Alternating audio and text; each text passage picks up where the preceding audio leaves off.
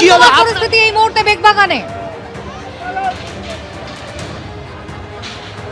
দৃশ্যটা দেখতে পাচ্ছ আমার সহকর্মী তরুণ বিশ্বাস দেখাচ্ছে যে যাদেরকে আটক করা হয়েছে তাদেরকে ভ্যানে তোলা হচ্ছে, পুলিশ ভ্যানে। এর আগে পুলিশ ভ্যানে তুলতে যাওয়া হচ্ছিল যখন, তখন আমরা দেখতে পেলাম ভ্যানের ওপরে বেশ কিছু প্রতিবাদী বিক্ষোভী তারা চলে আসেন হিন্দুত্ববাদী সংগঠনের সামনে থেকে, তাদেরকে ভ্যানে তোলা, তাদেরকে আটক করার যে প্রক্রিয়া সেটা চলছে এবং এই ভ্যানের মধ্যে বেশ কয়েকজনকে আটক করা হয়েছে। তাদের সঙ্গে কথা বলার চেষ্টা করবো, জানার চেষ্টা করবো ভেতরে আটক করা হয়েছে বেশ কয়েকজনকে এবং তারা এই বলপূর্বক এখানে তাদেরকে ঢোকানো হয়েছে এবং তারা আমাকে ছাড়তে বলুন। আমি জেল খাটার জন্য আসিনি, আমি হিন্দু হয়ে প্রতিবাদ করতে এসেছি। আমি একদম চুপ, আমি হিন্দু হয়ে প্রতিবাদ করতে এসেছি। গেট খোলা হোক, গেট খোলা হোক।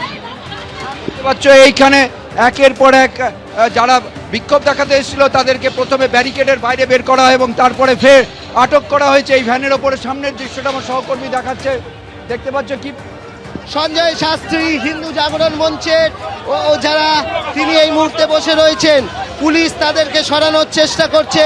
পুলিশ প্রশাসনের পক্ষ থেকে এখানে শরৎ সিং তাকে আটক করা হয়েছে এবং তিনি রয়েছেন গাড়িতে, সেই গাড়ি যাতে লালবাজার না যেতে পারে তার জন্য এখানে কিন্তু শুরু হয়েছে আন্দোলন। অন্যদিকে সঞ্জয় শাস্ত্রীকে ধরে পুলিশ টানাটানি করছে। সঞ্জয় শাস্ত্রী আমরা দেখতে পাচ্ছি তাকে ধরে গেরুয়া বসনধারী হিন্দু জাগরণ মঞ্চ, আমরা শুধু অন্যায়ের প্রতিবাদ করছি, এটা আমাদের অধিকার। সঞ্জয় শাস্ত্রীকে রীতিমতো ধরে রেখেছেন এখানে। আজকে দলদাস পুলিশ বল প্রয়োগ করছে আমাদের ইন্ডিয়ান না বাংলাদেশি। গাড়ি ছাড়ুন, গাড়ি ছাড়ুন।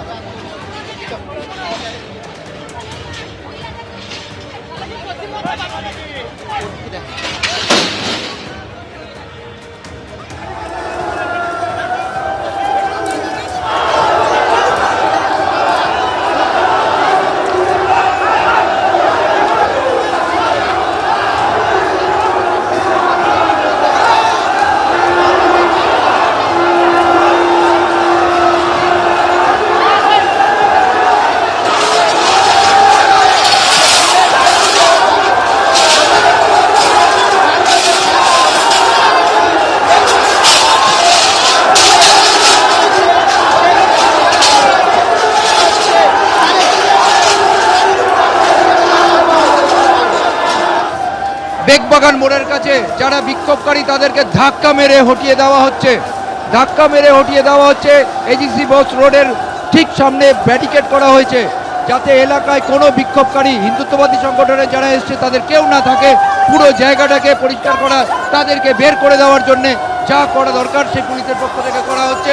কোথাও ধাক্কা দেওয়া হচ্ছে, কোথাও লাঠিচার্জ করা হচ্ছে, তবে এই মুহূর্তে লাঠিচার্জ না করা হলেও যারা রয়েছে তাদেরকে এখান থেকে সরিয়ে দেওয়ার চেষ্টা করা হচ্ছে। কি বলবো, এই তো দালালের মতো পরিণত হয়েছে। আজ বাংলাদেশি পুলিশের মতো ব্যবহার করছে এরা মমতা বন্দ্যোপাধ্যায় পুলিশ নয়, এরা হচ্ছে বাংলাদেশি পুলিশ। এরা সাধুদের মারছে, মহিলাদেরকে কাপড় ছিঁড়ে মেরেছে।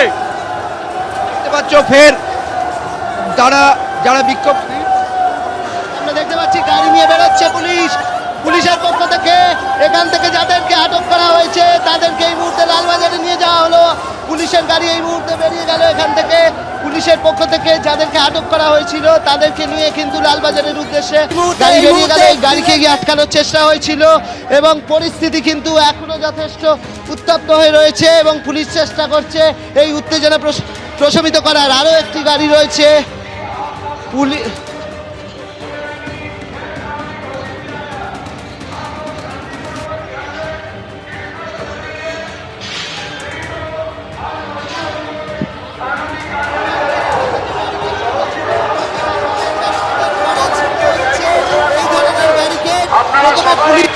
এখান থেকে শান্তিপূর্ণভাবে এই স্থান ত্যাগ করুন, তাহলে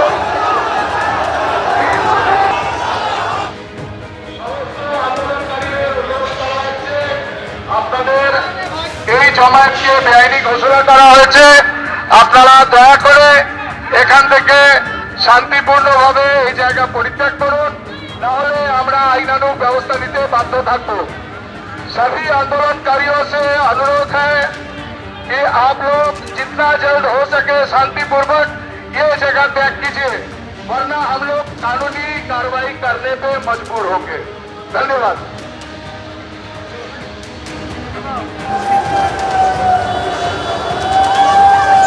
পুলিশের এই জায়গা থেকে বেরিয়ে যেতে না হলে জমায়েত করলে সেটাকে বেআইনি ঘোষণা করা হবে।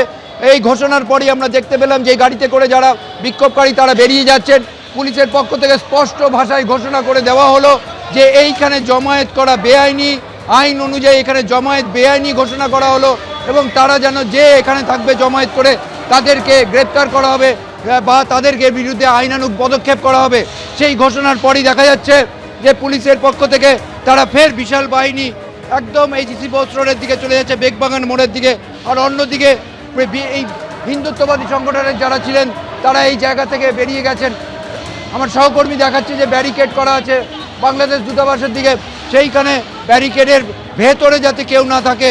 আমরা দেখলাম কিছুক্ষণ আগে সরাসরি যে এখানে রীতিমতো মাইকে যারা বিক্ষোভ দেখাতে এসেছিল তাদের মাইকেই পুলিশের পক্ষ থেকে ঘোষণা করা হলো প্রশাসন এই জায়গায় জমায়েত বেআইনি ঘোষণা করছে, কেউ জমায়েত করে থাকলে তাদেরকে গ্রেপ্তার করা হবে বা আইনানুগ পদক্ষেপ নেওয়া হবে। এবং তারপরেই দৃশ্যটা পাল্টে যাচ্ছে, আমরা দেখতে পাচ্ছি এই মুহূর্তে সমস্ত একেবারে ছিলাম, তুমি আমাদের ছবি দেখাতে থাকো। এক্ষুনি কিন্তু পুলিশের পক্ষ থেকে মাইকে ঘোষণা করা হলো যে জমায়েত যদি না সরানো হয় তাহলে কিন্তু তারা আইনানুগ ব্যবস্থা নেবেন। কিছুক্ষণ আগেই পরিস্থিতি এতটাই উত্তপ্ত হয়ে উঠেছিল যে পুলিশ লাঠি চার্জ করে এলাকায়। দেখুন সেই সময়কার ছবি।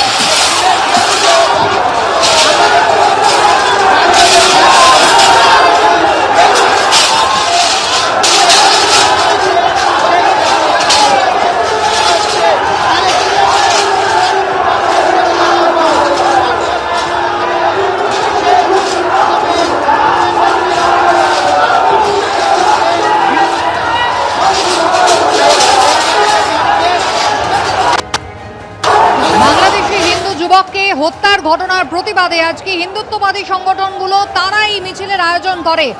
বাংলাদেশ ডেপুটি হাই কমিশন পর্যন্ত যাওয়ার কথা ছিল, কিন্তু আগেই একেবারে ধস্তাধস্তি হাতাহাতি ব্যারিকেড ভাঙার চেষ্টা করলে রীতিমতো পুলিশ লাঠি চার্জ করে।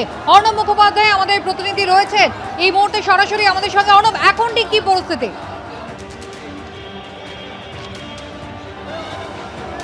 ওটা তো বলরাম দা, ঠিক আছে।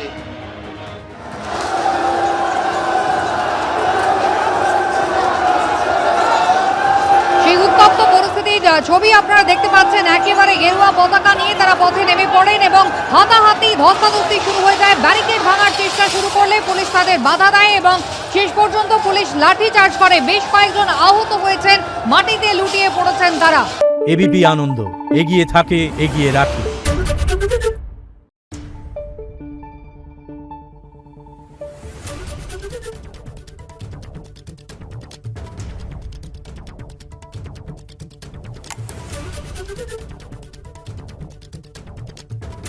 Thank you.